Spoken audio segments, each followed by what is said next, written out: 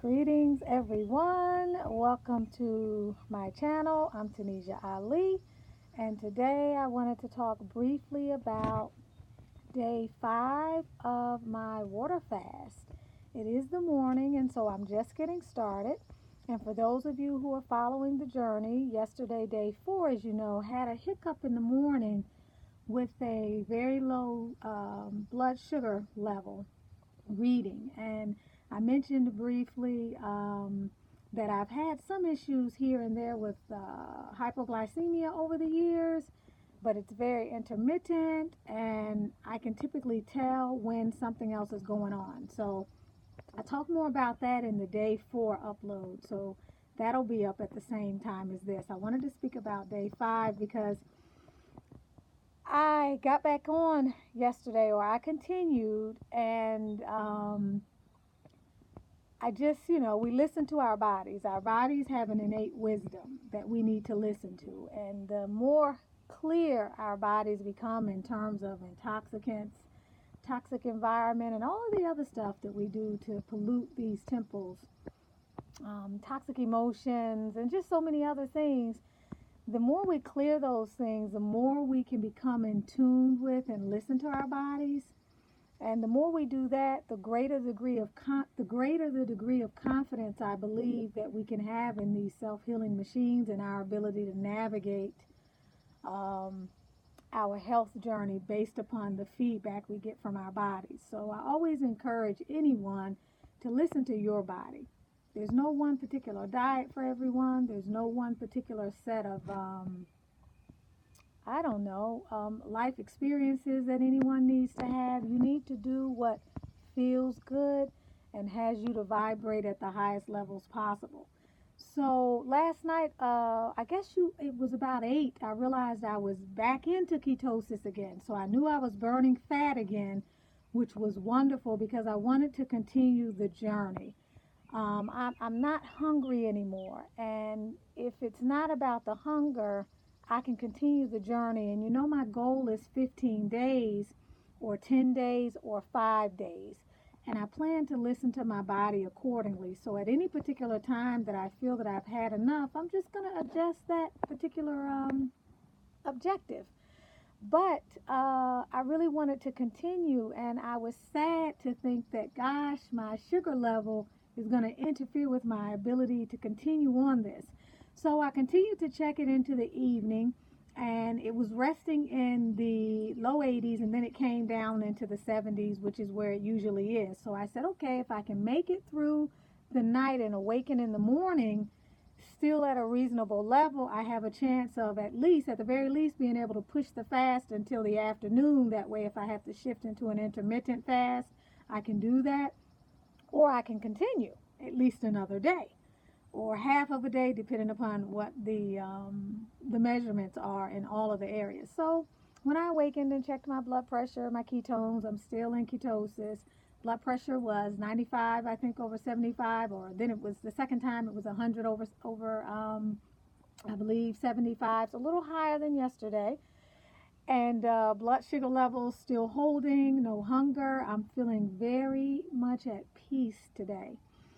And I do plan to take it easier. Yesterday and the day before had quite a bit of activity, which also contributes to lowering the blood sugar levels, especially while you're fasting. And if you're prone to lower sugar levels, then really taking it easy and relaxing more, or doing whatever it is you may be doing in a sitting position, is going to be more beneficial for you, because you do need to conserve your body's resources. And that really includes everything from even being on technology and a lot of other stuff that we take for granted. Because it's motionless, it doesn't impede our energy reserves. But anything, instead of just sitting and being, has the potential to, it takes energy to just be alive and be in a resting position. But I also was able to yesterday and even this morning continue to do research on fasting in general and water fasts in particular. And I'm going to add some additional videos to the channel to share some of what I've learned, because I feel like it's very it's very important that we really understand how our bodies have evolved to be self-healing machines, self-healing mechanisms, and that the farther away from nature we've moved as a society, as a people, as a global community, the farther away we've moved away from our ability to tap into our natural superpowers. And I'm not just talking about the food, I'm talking about manifesting, I'm talking about living the life of your dreams. I'm talking about experiencing different realities based upon whatever your level of awareness is as you try to ascend to higher spiritual levels. So there's so many things to consider. With a fast, especially with an intentional, purposeful fast, comes a lot of spiritual gain as well if you're already doing the work. And oftentimes we don't always tap into that aspect, and it's the same with the hair, with the locks and going natural. It's all a part of a greater journey and a tapestry towards embracing more of yourself, embracing more of your God-given talent, potential, and understanding more about the true nature of who you are and giving yourself permission to be whatever that is unapologetically. And so that stuff is like so important to me today. And I think I mentioned part of the reasons why I was doing this fast. I was feeling energetically kind of yucky over the past few weeks, and I knew it was time for a reset. And I also have had this subtle feeling under the surface that after the energy upgrade I had some months ago, when I began to see colors and some other things in my Reiki sessions, that in order for me to continue moving forward, there were some things that I needed to do, and there were some things that I needed to release, and I hadn't done that yet. And I finally, I believe, begun that process of bringing in the kind of the intensity of resolve that's necessary to hold myself accountable in some of those areas of my life.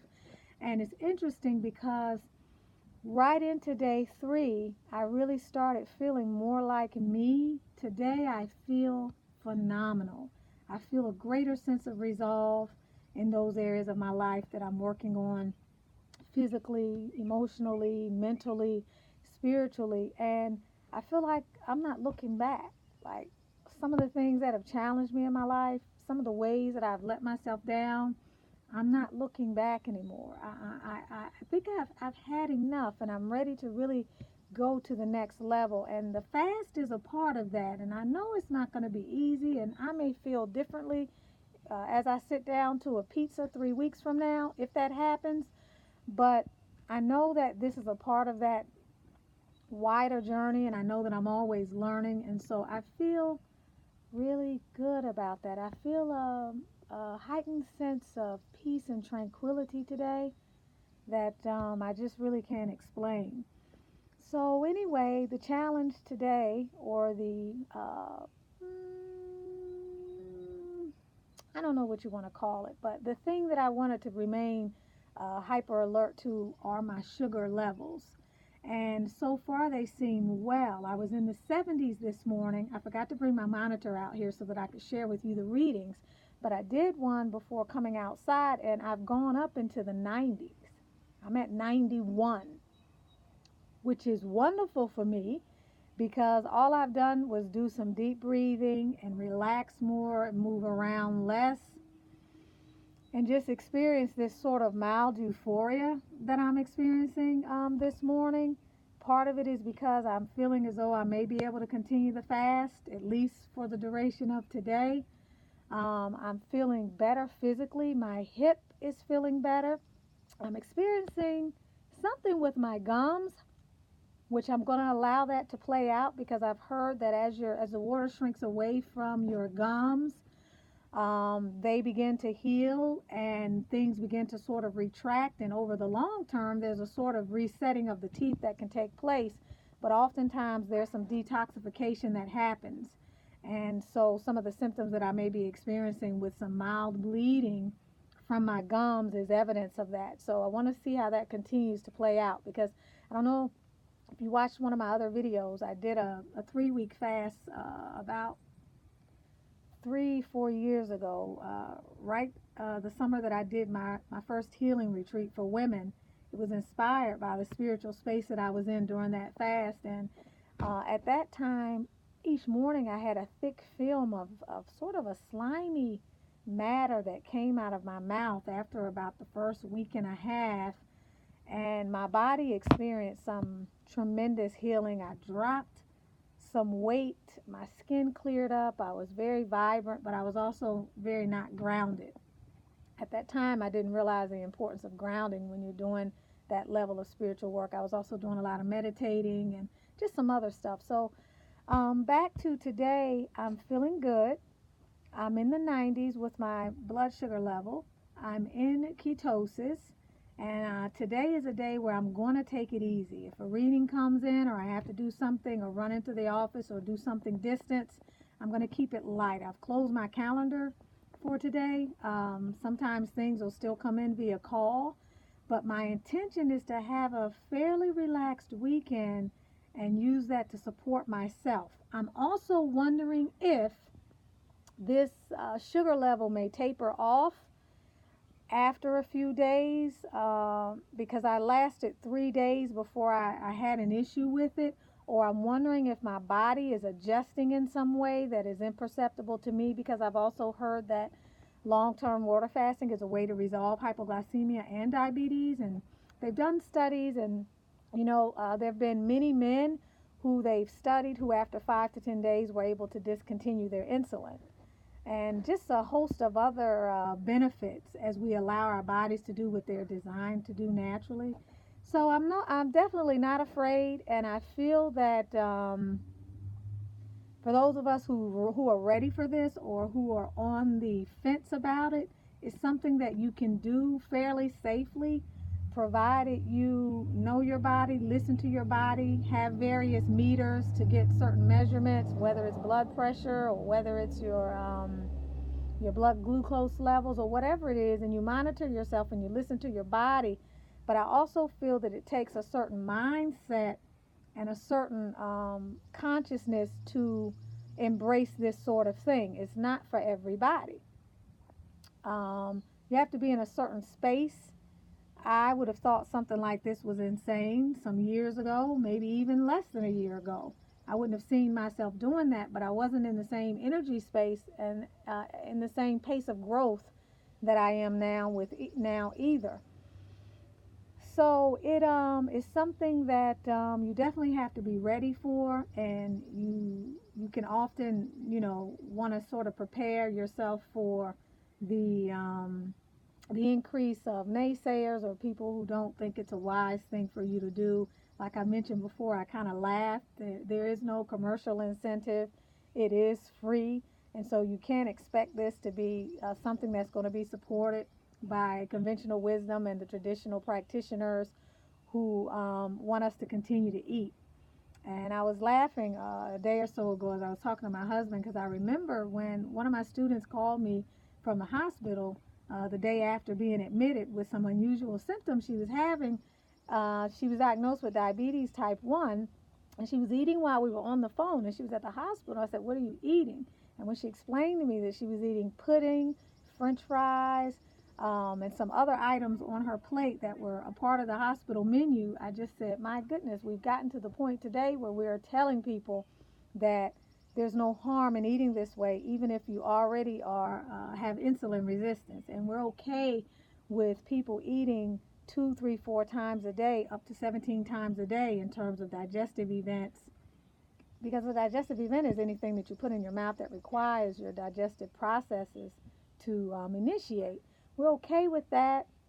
We're okay with the onslaught of technology and the Wi-Fi signals and the EMFs that are disrupting the human energy field. We're okay with binging on so many other things that are unhealthy for us and actually destroying our lives on some level. We're okay with these kinds of things, but we are not okay with exercising a greater level of self-discipline and self-restraint over our lives, and bringing ourselves back into balance with what is really more natural for us as evolutionary beings. So,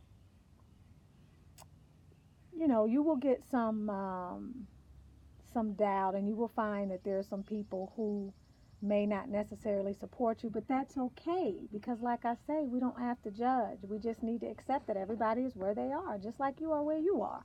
And your body is your own, and you should be the first to know what's going on with it. You should be the first to develop an awareness of what your body needs. And I need alignment right now, and I need a spiritual cleansing, and I need a reset, and I need another level of heightening my spiritual vibration. And in the work that I do, this is a way of also clearing me from some of those energies, because I pick up a lot of stuff. So this is wonderful for me. And so far on day 5, again, I'm feeling wonderful. I'm really feeling good. And I just want to enjoy the day. I want to enjoy the blessing of having yet another day to fast and allow my body to do whatever necessary spring cleaning it needs to do. I feel wonderful. As to how I'm hydrating, yesterday I had close to a gallon of water. I typically will drink my water out of this, which is a stainless steel water bottle, but I pour from my copper filter into that urn that you just saw. I purify my water through the copper filter. First, I get it out of my my Athena water machine, my Jupiter Athena water machine, which is something I purchased years ago when I was into the alkaline water craze. So I have that. So I get purified water out of that into my copper urn. I make sure that that sits for a sufficient amount of time, and then I transfer it into what you just saw in my water bottle. I'm not doing distilled water because I'm convinced, just based on my research, and we know there are contradictions everywhere, so you have to go with what you feel is right. But distilled water I don't think is my answer.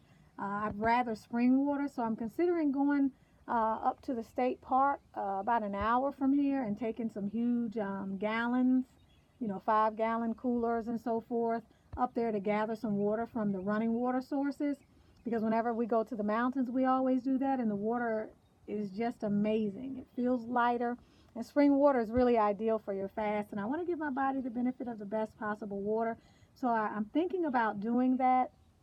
That is an intention that I have at some point, but I am doing spring water. That's all that I'm doing today. That's my intention, unless and until my sugar level tells me to do differently.